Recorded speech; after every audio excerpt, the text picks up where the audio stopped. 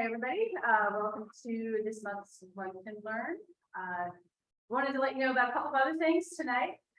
SciCon TAP will be sustainability and the life of things, and one of our speakers is our vice president and our tech person for these programs too. And we won't have a program in December, but in January we will be back here and we'll have our annual listening session. So we're looking for input from our members about programs and projects and things like that.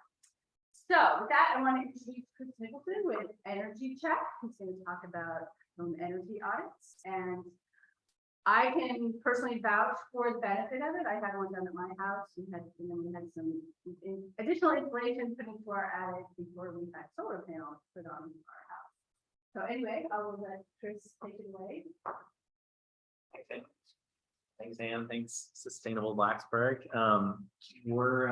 Today I'm going to give, well, hopefully I'll be practical today. I'll talk a little bit about what we do as Energy Check. And talk you through kind of all of the things that we have to offer and everything moving forward. So if you have questions along the way, please feel free to interrupt me, and we'll try and answer them. So this is kind of an overview of what we'll be talking about. Who is Energy Check? What is an energy audit? That's kind of the basis for the talk today, to help you understand steps that we take during the energy audit. And then at the end, I'll talk about current incentives that are available. And then it's actually all of that comes at the end. All of that is a little bit up in the air, but there are additional incentives some of them starting next year, which is great for all of the things that we do. Who we are, Energy Check, we've been in business since 2007. The owner of the company, Ed Tuckler, started Energy Check because of his interest in sustainability and energy efficiency, and started Energy Check as really to meet that need. And so that's who we are. Who am I? My name is Chris Nicholson. I've always been interested in sustainability and energy efficiency, and was fortunate enough to find Energy Check when I moved to this area. So I studied kind of biology and ecology as my background, but I've been with Energy Check now for 11 years. So I've learned a lot, and I'm still learning a lot every day. It's kind of an exciting field to be in. So getting into the energy assessment, the energy audit. Basically, we're all still learning about homes, how we make them much more efficient than kind of a typical model home, and also really how to manage and maintain interior environments. There's a lot better technology now, and a lot more knowledge of the houses that we've built and haven't done that well. We just have a better understanding now than even 10 years ago. And fortunately, the building codes, so the kind of the bare minimum for how you have to build your house, they've been improving and changing for the benefit of the environment. There are a lot higher standards now than well, certainly 100 years ago, but really in the last we've been moving pretty quickly to improve all of those things. So our specialty really has to do with the diagnosis of what's going on in the house, and then making the repairs to improve overall for the house. So energy efficiency made easy, just for your house. Our 4-step process: diagnose, prioritize, make improvements, and then benefit from the savings of making those changes. And so what is a home energy audit? Basically, it's step one in making the energy improvement. So, you wouldn't go in for heart surgery without first the diagnosis from the doctor. The energy assessment really gets at all of the pieces of the puzzle for how your house is performing, how you live in the house, how you use the house. And so we go through and do a thorough inspection of the home to get an idea of what's going on. And then we lay that out in a report that helps you understand all of the pieces and how they all work and how they're all connected, so that we can make changes and make prioritized recommendations for what you want in your home, and then how to make those improvements without causing problems in other parts of your house. So it's definitely a fine balance, and we like to take the time to step back and really look at the house as a whole picture. So the main things we're looking for have to do with health, safety, comfort, and durability, and all of those, we can measure that through the greater energy efficiency of the house. And so we kind of circle back around. We want to maintain and create a house that is well balanced and easy to control, and uses less energy overall. And then really protecting the investment that is your home. So starting off, we want to think about, in this climate, where we use energy overall. And this is maybe shifting a little bit as the building residential building codes are changing, but the largest sections are really what we're focused in on. Lighting now with the invention of LED lighting. 10 years ago, I bought an LED light for my wife for her birthday, and it was $35 or whatever for the single light bulb. And now, LED lighting is ubiquitous and super cheap. And so lighting becomes less of an importance for energy, as long as you're switching over to your LED lights. So we really want to look at space heating, space cooling, heating and cooling the house, and then water heating. Those are the three big main things. So kind of every change that we make in your house can be geared towards decreasing the heating and cooling needs for the house, and decreasing energy use through water heating. And I'll get into the details a little bit more of that. Step one, the diagnosis of the house. So one of the main things we look at is insulation levels.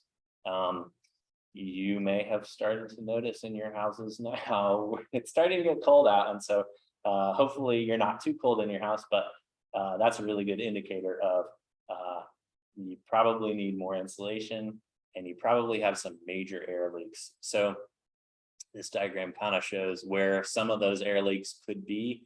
One of the things that happens at this time of year is you get what's called the stack effect. So you have warm, moist air in the house that rises up through the chimney effect or stack effect. So it rises up and it finds all of the holes in your ceiling level and escapes out to the outside.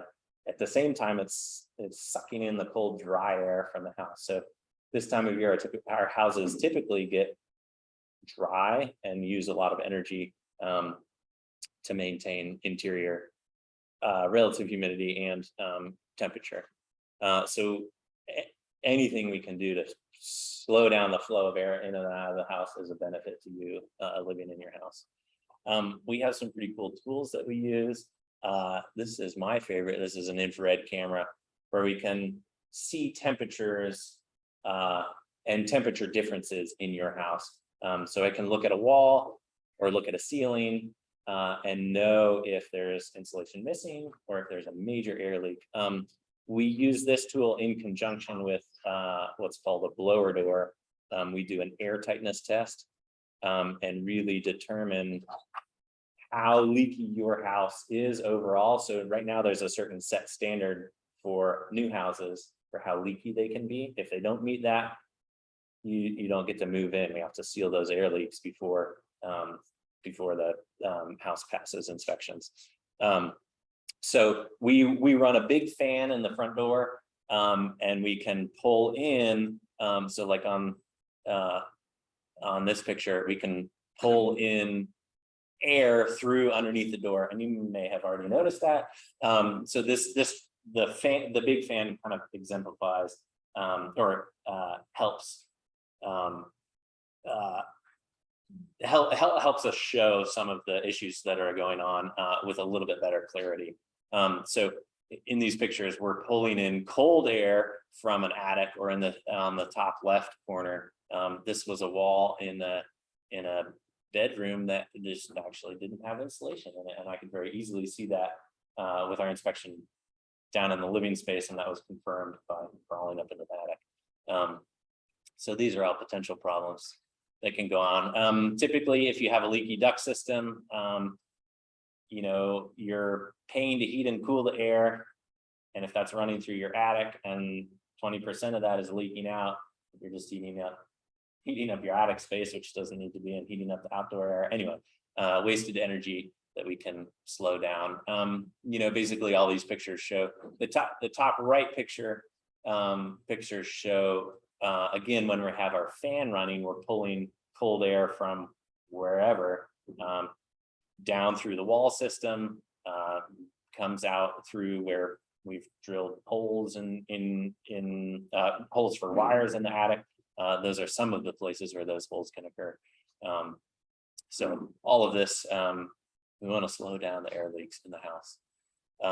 Again, windows and doors. A lot of times I see, actually, so the bottom set of pictures, I see that windows and doors are leaky. Sometimes they're leaking around and through the windows themselves, but a lot of times I see there's actually air leaking around the windows themselves. So behind what's hidden, a gap that's hidden behind the trim that doesn't have anything to do with the window itself, but that hasn't been filled with foam or caulk to slow the flow of air. So this bottom picture is relatively easy solution. We can pull off the trim or caulk around the trim to slow the flow of air in and out. And so it doesn't necessarily mean you need a window replacement right away. It may just mean it's really leaky around the windows themselves. You have a question? Yeah, sure. Do you have any recommendations for how to evaluate purchasing new windows from a sustainability standpoint?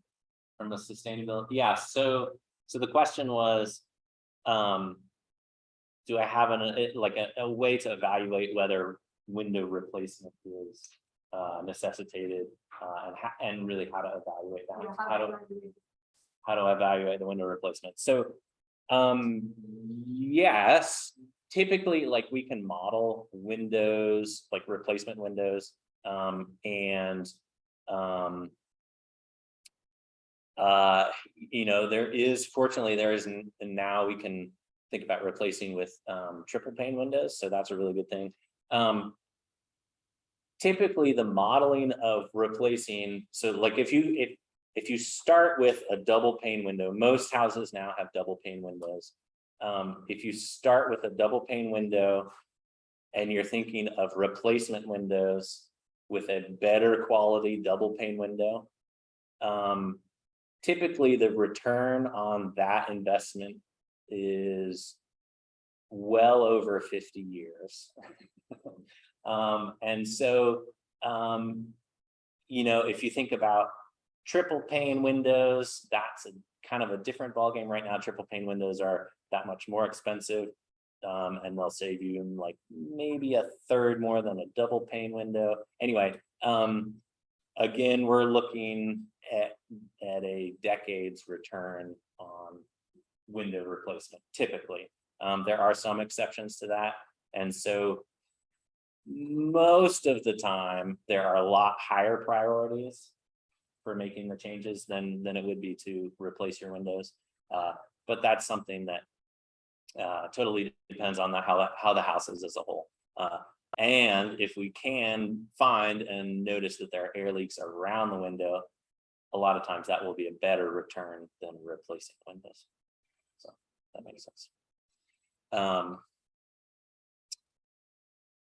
Other places that we deal with, so we're really concerned with moisture. If we start to think about sealing the air leaks in the home and adding more insulation, moisture control and moisture issues can create more problems in the house. So we want to take care of wet crawl spaces, dirty crawl spaces, and really, the air from your crawl space, maybe 20 to 30, maybe 40% of the air that moves through your crawl space actually comes into your house, into the house proper. So I don't know about you, but I don't want to be breathing all of the fallen moist insulation or maybe the mold. This is kind of an extreme picture, the top left corner picture.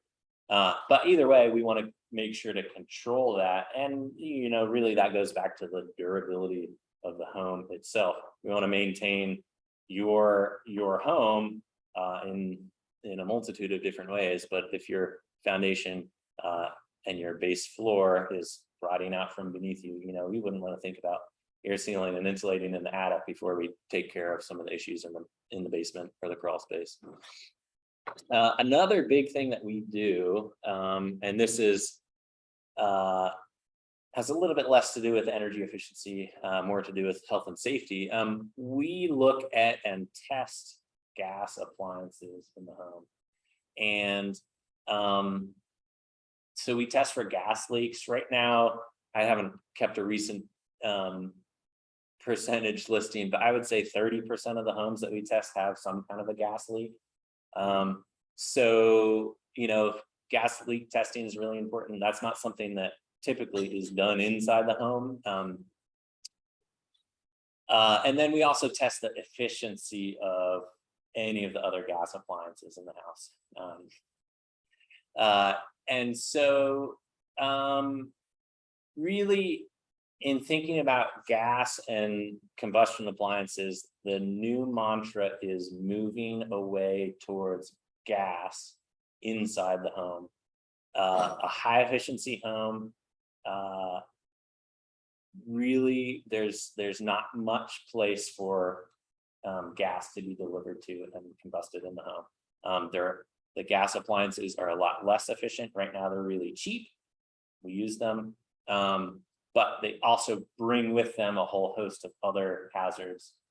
The gas leaks that I mentioned, carbon monoxide poisoning. We test for carbon monoxide in houses. And then, I guess I mentioned inefficiency. So the other thing too that we are concerned about are like tucked below garages or attached garages to the house. I've been in houses where I've walked in the front door and had a carbon monoxide detector on, and my detector started beeping, going off. What it turns out is that 5 minutes before I arrived, somebody turned on their car in the garage and left, closed the garage door. That carbon monoxide's coming into the house. So that's something that, one of the pieces that we think about in terms of how air flows in and out of the house. And that's something that we can address to solve.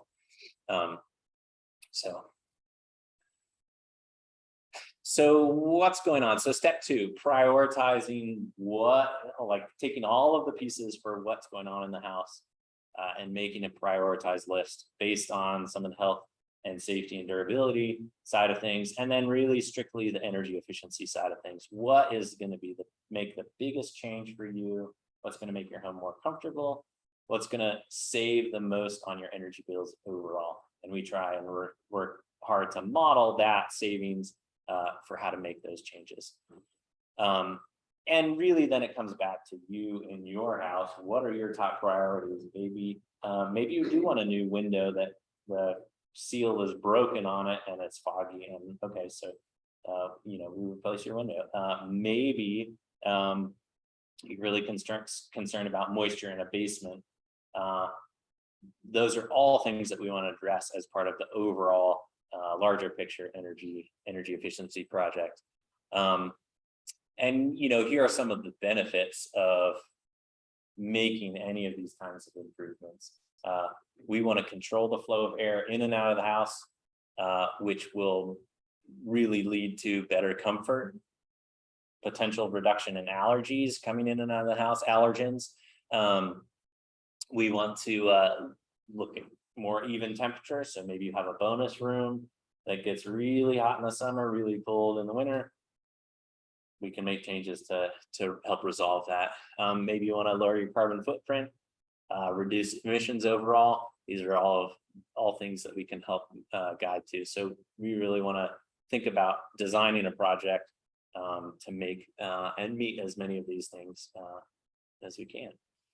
So what does a typical project look like? Usually we're in an attic or a crawl space or a basement sealing air leaks and adding insulation. Those are kind of the bread and butter of what we do, what will make your house more comfortable and energy efficient. Thinking about improving windows and doors. And then we also think about ventilation. So if we seal your house really well, that's a really good thing for energy efficiency. There is a point where maybe from a health standpoint, we want to think about controlled entry of fresh air. So the house itself does not need to breathe, but you all living in your houses do need to breathe. And so again, from an energy efficiency perspective, make your house as tight as we possibly can. And then let's choose where that air is coming from. Let's bring it in through a filter and distribute it throughout your house so that you have fresh filtered air to breathe. So we think about ventilation and controlling moisture. And then we haven't talked about heating and cooling equipment. That's also a big thing. So if you have a heat pump in your house, the efficiency of a heat pump even 10 years ago is way below what it is now. It's just there's been a great improvement in technology moving forward, and it keeps getting better every year. So that's a really good thing. So thinking about changing out your heating and cooling equipment for newer, higher efficiency equipment, and then also kind of with that sealing the ducts, so that when you're distributing the air throughout the house, more of the heat gets to where you intend it. Another thing I haven't talked about, a cantilever. If your house has a cantilever, this is a really easy place typically to fix, but it also represents a huge loss of heat between the house. I've been in houses where basically a cantilever can separate the first floor from the second floor, where you have a whole bunch of cold air moving between the floors. So you can have cold floors. Your basement can be really cold and uncomfortable based on a really wide open gap. That's something that we can seal off. Crawl spaces, conditioning crawl spaces. So again, thinking about the health and safety of the air that you breathe, minimizing moisture that moves up through a crawl space floor, clearing out and cleaning up the space as a whole really benefits you in your house. Foundation repairs, again, if you have a crumbling foundation, we don't want to think about investing too much in the rest of your house before we take care of that. That's something. So ultimately, we want to live in a safe, comfortable home, right? I don't think that's too much to ask. Lower your operating costs year round. So does it work? Does it work what we do? These are this is a snapshot of some of the houses that we've worked on. Basically, we look at a couple different things like the heating and cooling degree days. So how many days below or above a certain temperature where your heating or cooling equipment might kick on, and then overall energy costs. So this house we did work on, and they noticed an overall 30% reduction in their energy bills. So that's a big deal. Another example of a house, this is a 58% reduction in heating and cooling loads. So basically what we do is try and separate out what we think your heating and cooling loads are, and then we can extrapolate what your base load, all of the other energy use that that's in the house. And so this is a big deal. Anyway, just another example of how much a house can save if you move forward with doing air sealing insulation project and changing out, I think, I guess I didn't specify what all of the different things were done in each of these houses, but typically it's an air sealing, insulation, heating and cooling equipment change out. And so this, this is really the investment for moving forward with your house. You're essentially investing and paying for some of your energy now, and that pays you back over the course of time that in the energy that you don't use. And actually this one is interesting because we had a cooler year, or colder year, the second, so the bottom right corner. The year after we did a project was much cooler. So there were more heating degree days. And despite that, we still saved energy on the house. So that's a big deal. So kind of moving directly into what are, and I see my slides cut off, that's right. What are the incentives that are available now? We're in a whole new world of incentives that are available, and they're changing, and I don't have a published incentives list now, and part of that has changed with the new legislation, the Build Back Better bill. So coming next year, there should be a whole lot of money available for people to make changes, even, and I'll get to the slide. So what's available now, right now, through this is a federal tax credit. So there is, and I think they just updated this retroactively. So if you got anything replaced this year, you have up to $500 in credit that you can use. And so these are some of the things that qualify: a heat pump, Energy Star rated heat pump, an efficient gas propane boiler, a high efficiency furnace, heat pump water heater. That's a big thing. There probably will be a lot more money available next year. Again, this is all federal tax incentives. And then attic air sealing and insulation. Insulation and air sealing. And that's up to 10% of the cost of the material used, not labor involved to install it. Anyway, I don't know why they do it. It just it's more paperwork, right? Anyway, and then changing out windows and doors, and I think it's 10% of the cost, up to $200 for windows. I think my slides cut off. Anyway, minimal for windows and doors, but it adds up. And then there's a renewable energy tax credit, and this just got upped and changed and extended. It was sunsetting. Now it is extended through the end of, I think, 2033. But there are credits up to 30% available for geothermal, solar, wind, and fuel cells. So probably most of us would be interested in solar energy.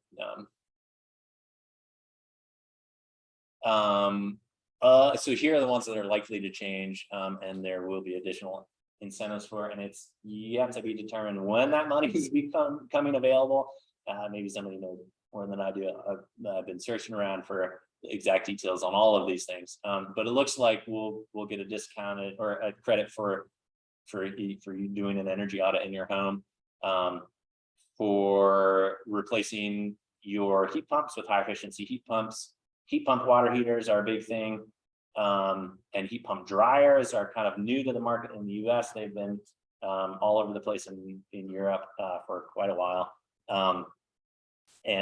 So there should be significant rebates for that. And then insulation and air sealing work. So all those.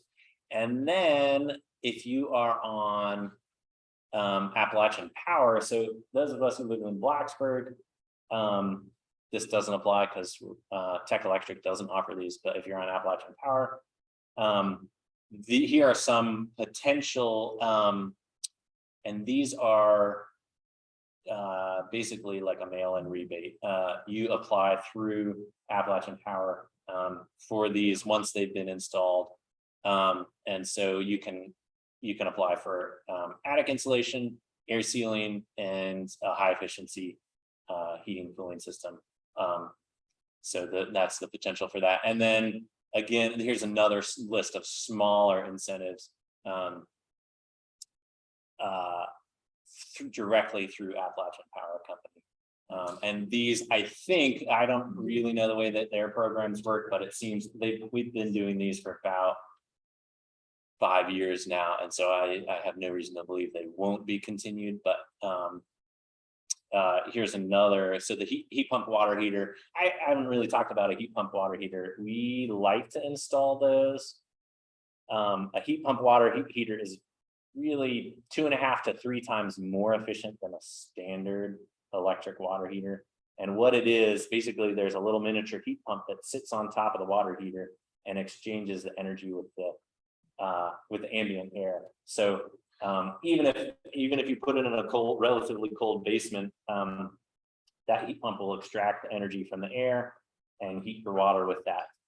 It can take longer to heat up your tank of water, but like I said, it's like 2.5 to 3 times more energy efficient. So if you spend $400 to $600 a year on heating your water, you can save really more than half of that. So you'd be spending less than $200 probably on heating your water. So those are something to look at. And the great thing is that both through the federal tax credit and Appalachian Power, they're offering additional incentives for you to install those. And let's see what else. Refrigerators. Those are good. I mean, these are kind of minor rebates, but hey, every little bit is worth it.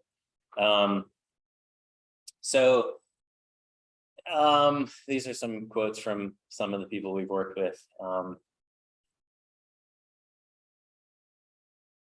I'll let them speak for themselves. Basically, we're out here to problem solve, uncover what's going on in your houses, and make everything more energy efficient. Those are all the things that we're looking for.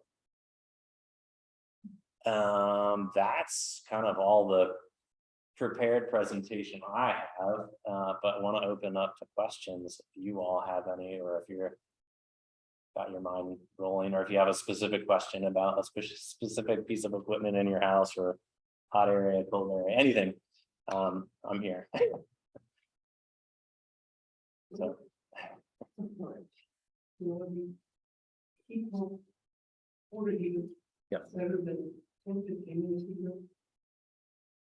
Yes, typically. Yep. So basically, an instantaneous electric water heater is pretty inefficient, especially if you're using it for like a bathtub or a shower. The efficiency is gained where you're not heating up a big tank of water.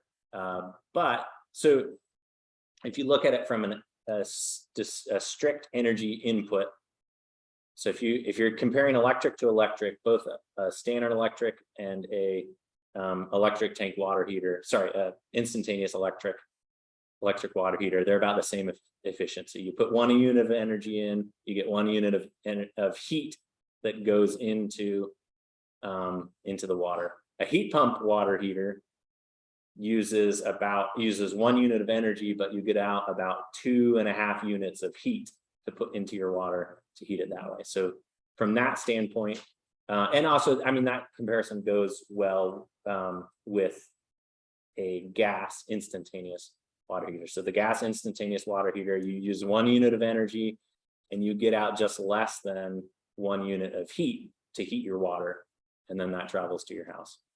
A heat pump water heater, again, you use 1 unit of energy and you get about 2.5 units of heat in through the water heater. So from that standpoint, the heat pump water heater wins. And I mean, again, so like the operation cost of a heat pump water heater versus an instantaneous gas, right now the cost of natural gas is low enough that they're about the same energy use. Heat pump water heater is actually cheaper than an instantaneous gas water heater, cheaper to install, and then you don't have the added challenges of gas. Let me talk about it. So that makes sense. The operating cost currently, yeah, I mean the cost of electricity and the cost of natural gas is low enough right now. So yep. Yeah, teachers, you know, they. Great. Well, I don't know, I mean. I don't know how to do it, but, and I can't get into the attic. It's the attic from the outside. Okay, yeah. So I think what's happened is, I think sometimes going some sealed. Hmm. Going up. Now the basement is a mess. It doesn't have insulation. Okay. Well, it's got some in some places, but not up. It's all hanging down. Yeah. Yeah. Need the ducts.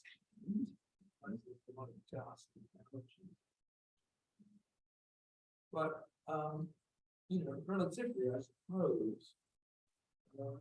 If the energy bill is low, then the insulation we have is pretty good. But do you need to be concerned about the insulation underneath you? So it's less of a concern down there, yeah. But the kind of the way that your basement works, and typically a basement is really well connected to the rest of the house. So if there is no insulation down there, we really want to think about adding insulation to the walls of the basement. Same thing in a crawl space. You want to add insulation to the walls of the crawl space. And then really the top priority for a basement typically has to do with the band joist at the top of the foundation wall. There's a small section where all of your floor system ties in. And that is typically the least well insulated place of your entire house. It's the thickness of a piece of 2x8 or 2x10, thickness of a piece of wood, which is very low insulation. And typically that comes with a lot of air leaks around it. So that would be where I would start in a basement, but we can also think about cleaning up the space as a whole and then adding insulation I to the don't walls. want to get on the basement. Feels itchy. Yeah, right, right, yeah.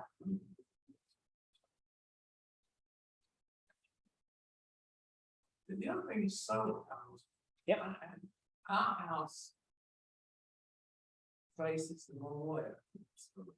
Okay. But don't you need a roof that points south, and that's the south face of the roof to put solar panels on? Typically, that's the best case scenario. South facing roof with no trees or other buildings around. The next best case scenario is any other roof. Yeah, I mean you'll get the most energy gain from a south facing. Yeah, no facing. North, yeah, if you just had a north facing roof, we wouldn't think about it at all. But yeah, there's a lot of variability in that, and a ground mounted system can work well too. So Yeah, so I don't think so. I'm just kind of curious about this. Two things. One, Sure. the library has a wonderful roof. Huh? Right, it faces south. It seems to me that we should put solar panels on the library.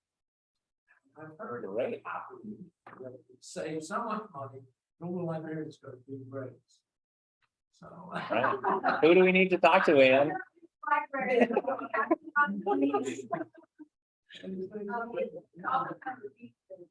if people online know. Oh, repeat the questions.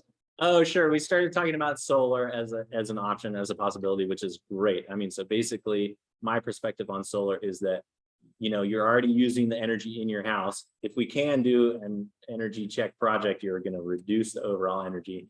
And then the solar helps you lock in your rate pay of electricity. So recently electric rates have started to go up. So solar looks even more favorable. But basically you're going to pay for that electricity over the next 10, 15, 20, 30, all as the life of the time that you'll be living in your house. And a solar panel is a way to lock in your current energy price and capitalize off of that. Yeah. More than my house. I'm more concerned about the rural. Great. So yeah, maybe we need to put a committee together to help the library. Well, not only libraries, but you know that all churches, the front part is always facing east. And that means all churches have a huge south facing. And they'll have car parks. So Yeah. my way to save the world is every church will want solar panels. Yeah. And charging stations in the car park. Yeah, sounds good to me. Yeah, churches are also typically large buildings, and we've been in several around here that are poorly insulated and really leaky and uncomfortable. So yeah, changing that too. And they actually do energy out of the church that I attended also. And he mentioned the gas leak, and that was one of the things they found too, as well as some other health and safety issues. So that was kind of immediate, like, yeah, you need to take care of gas fix those. But they also found that there was like a gaping hole in the ceiling where they had taken out a fan and so that was a super easy fix where, you know, the church was literally throwing money out. It's cost. Sorry, say that again. What do you think? It's cost. An audit. Okay, yeah. So an energy audit, we charge $500 for that. Yep. And then typically, typically we will credit that back as part of a project to make the changes. So we put in a huge amount of work to come up with that prioritized list. So we're charging for that. But then we try and help incentivize moving forward with doing the project. Well, depending on the age of your house too, you could get more for the money you make in energy efficiency than you can from solar.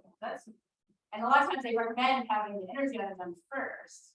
Because that makes sense. I mean, our house is like 20 years old, so there weren't as many things to do for our house as there could have been for, just 50 or 60 years old. But that's why we did the energy audit first before we went. That makes sense. Our house is all electric. Yeah. Thatch. Thatch. Thatch cottage. Yes. A thatched cottage. I don't know. I've never been in a thatched, but perhaps certainly maybe more if we want to talk about life cycle. The thatch you can at least compost at the end of its use. Well, that gets the materials available. Yeah. Yeah. Yep. Now question on when will there be clarity on federal incentives and rules beginning next year? When will there be? I do not know. If you look at the EPA.gov website, they say, stay tuned. We will update as we know the exact incentives. So I'm hoping that there will be an incentives cheat sheet for really starting in the new year. The bill is supposed to go into effect and funds available starting in the new year. But I don't know yet. Yeah. We do the audit, and do you have like a list of recommended people who do this and that? We do, yep, we do, and a lot of the work we can actually do in-house. We run a small crew that does the repair work. I can get a quote. Yep, absolutely.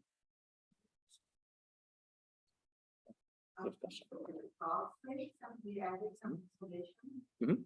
And we covered the flooring with plastic. Uh-huh.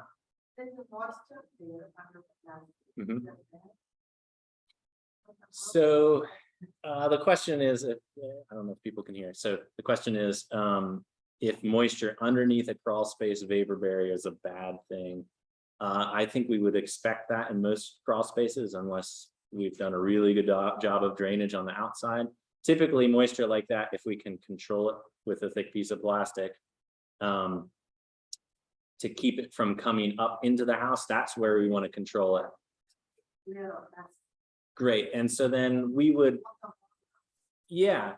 And so then we would expect that there would be some moisture underneath the plastic in the crawl space. And theoretically that can slowly evaporate and move to the outside with that. Now, if you have standing water, we probably want to switch gears and think about drainage on the exterior, getting the gutters away from the house.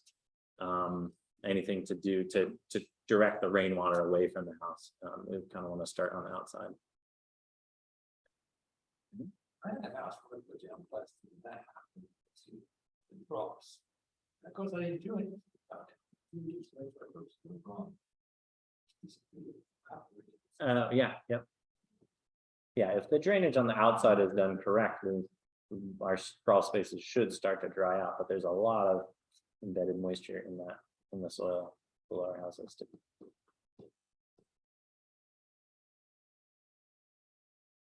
I don't think I have any other. That's us. Want to thank Chris for being here. Wow. I am totally fascinated that you gave your wife an LED light bulb as a gift, because that is the kind of gift that. Yeah, yeah. Are you getting lots of business? Are you good? Yeah. Blacksburg responding to this idea.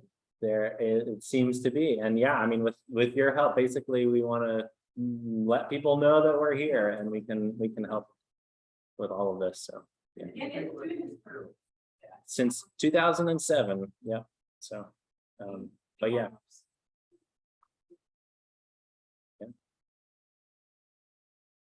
Sure. Yeah, a little while ago. We just had our other church. Right. You're right about churches. There are lots of things, and we have actually seen this in our